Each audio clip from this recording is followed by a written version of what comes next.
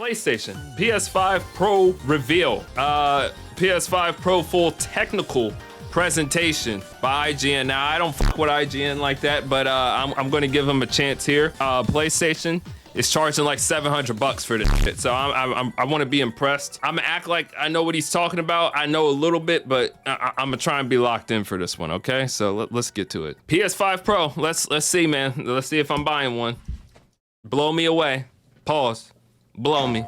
Huh? I'm Mark Cerny. I'm excited to be here to talk about the newest addition to our console line. Hey, Mark. PlayStation 5 Pro, and how it advances gaming technology.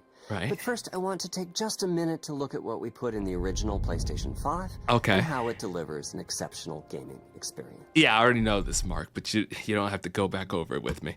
When PS5 debuted in 2020, Yes. it brought a lot to the table. Yeah, it did. 8 Zen 2 CPU cores form the brains of PlayStation 5 and enable high-speed, complex gameplay, with character counts reaching into the hundreds. Okay. And frame rates that can be as high as 120 frames a second. Wow, yeah, okay. PS5 has a powerful RDNA 2 GPU, which can render anything from intricate details What's up, Lung? How you doing? What's up, Lung? How you doing? to fantastic worlds with vast panoramas to explore. Yeah, bro, the Discord, bro, I've gotta be attentive to that, man. How's your day going? Ray tracing allows for dramatic Yeah, ray worlds tracing. with I know vast all about this. panoramas to explore. Ray tracing allows for dramatic visual improvements, including reflections off of water or glass, and the realism that comes from real-time global illumination. Okay. Custom SSD can load data at breathtaking speed, resulting in ultra-fast transitions between game worlds Right. and data streaming rates so high that traversal speeds are essentially unlimited. Right. Okay. Tempest 3D audio tech brings an unparalleled sense of immersion to the sound of the games. With audio so real, you may not even need to see the enemies to know exactly What is this game? This shit looks fire, bro. Oh, nah, it's Santa Claus in it and I can't play it. Oh, this this shit sucks, PlayStation. If y'all don't address and say that this controller sucks, it's the worst controller. It's the worst controller PlayStation's ever created. They've served some nasty ass shit at school and I want to post it in Discord, but it's so nasty. Yeah, post it in Discord. I'll take a look at it. Through your hands, what your character is experiencing inside of the game. I turned that haptic shit It's off. wonderful to see such variety and richness of game experiences. Oh, okay. Creators have made amazing use of the hardware capabilities, but when I talk to them, I do hear about their desire for more graphics performance. The dreams Is that what you hear about? The more graphics? I think I don't know about the graphics. I mean, okay, Mark, let me hear you out. The developers are bigger than can be supported at 60 frames per second, and that leads to an aspect of modern gaming that we're all familiar with: graphics modes. It can be a difficult choice for players. I'm not familiar with that, bro. Okay. Fidelity modes emphasize the visuals, typically through higher resolution rendering. These modes might also have enhanced detail or use more ray tracing. Right. But the games only run at 30 frames per second. The visuals can be choppier, and the controls less responsive. Performance modes emphasize frame rate and interactivity, typically choosing to run at 60 frames per second, mainly by reducing the graphical detail until those frame rates can be achieved. I mean, let's see.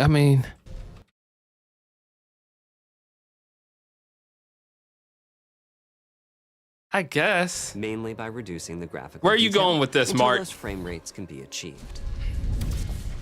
I mean, When asked to decide on the mode, players are choosing performance about 3/4 of the time.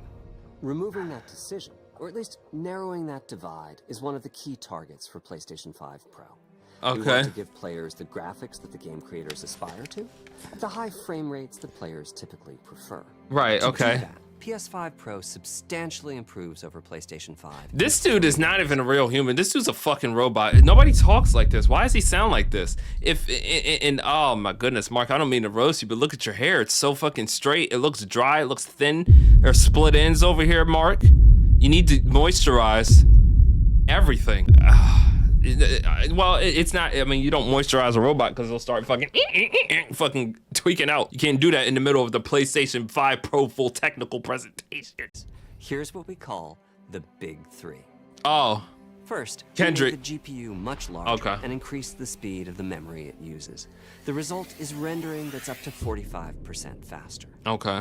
That sounds. Second, we made major upgrades to the ray tracing, taking a streamlined and accelerated approach that allows calculation of the rays at double or even triple the speeds of PlayStation 5. And finally, we added custom hardware for machine learning and an AI library called PlayStation Spectral Super Resolution, or PSSR for short. Pisser. PSSR Piss. analyzes the game images pixel by pixel and can add an extraordinary amount of detail, which boosts the effective resolution of the games. Game creators are adding PS5 Pro support to new and existing titles, and with the big three involved, It was in the general? results can be pretty. Let me see real quick, bro. Let me look at this real quick, cause Mark ain't talking about shit. He pissing me off. Let's. Oh, what the fuck is that? What are they serving y'all? Ew. I don't know about that. I don't know if I'd be doing that. That's not it, bro. Amazing, with graphics showing something like fidelity levels of detail, but it doubled the frame rate. Here's The Last of Us Part 2 running on PS5 Pro. It has huge amounts of detail and targets a super smooth 60 frames per second. Let's compare this to the fidelity mode on PS5, which is only running at 30 frames per second and is therefore much choppier. This goal of delivering almost fidelity-like graphics frame rates has been achieved for a broad set of titles, including Marvel's Spider-Man 2 and Ratchet & Clank Rift Apart. We can see that PS5 Pro is close to doubling the power of PlayStation 5. I mean, yeah, but it's like, okay. Consoles is to look at PS5 Pro versus performance mode on PS5, both of which target 60 frames per second. What we see here is a difference in detail. PS5 Pro is much sharper and crisper than PS5. For this, my favorite is the parade scene from Ratchet & Clank. Distant details are much clearer.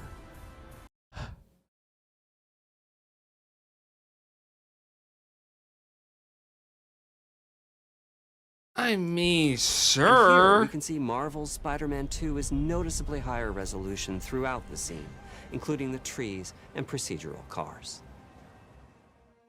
So overall, some remarkable improvement to the games. On PS5 Pro, we can see increased sharpness to the graphics or smoother and more responsive gameplay. This is the big three showing their value. As you've been seeing, machine learning via the PSSR library is being used quite broadly to add pixel detail and boost frame rate. But there are as many approaches as there are game engines. The increase in raw GPU power is being especially effective for Horizon Forbidden West. Apart from the detail boost, that extra graphics power is allowing for improvements to lighting and visual effects, I mean, it looks good. as well as It to the does. hair and the skin in cinematics. Open up, guys. Jor's orders. Good enough for me.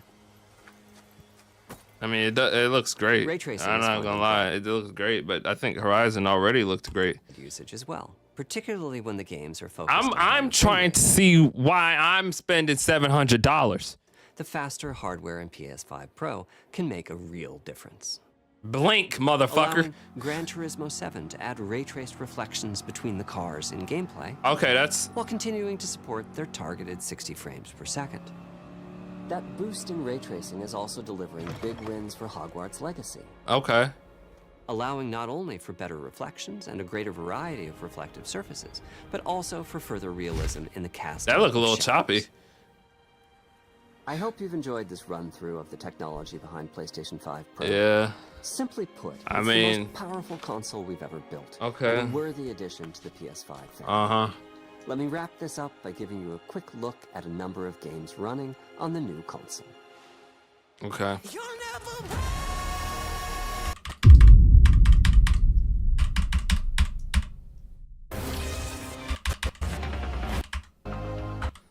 Okay.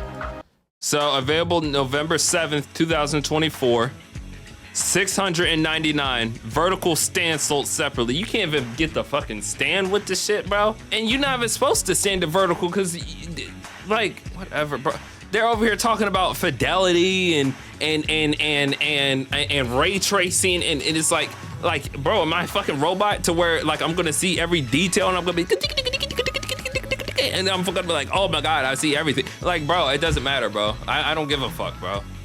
Like, I'm gonna be, oh man, that's great. No, you're spending y'all are charging $700 for a slight graphic sharpening. That's it. And you're charging $700 for it? Man, get the fuck out of here. And then I gotta buy another fucking stand. What's that gonna be? $399? Jesus. I mean, yeah, bro. I don't know about PlayStation, man. They're I don't know about this one. I know they're gonna get, but who's actually buying the PS5 Pro, bro? There's still niggas that's on old gen. This shit is ridiculous, bro.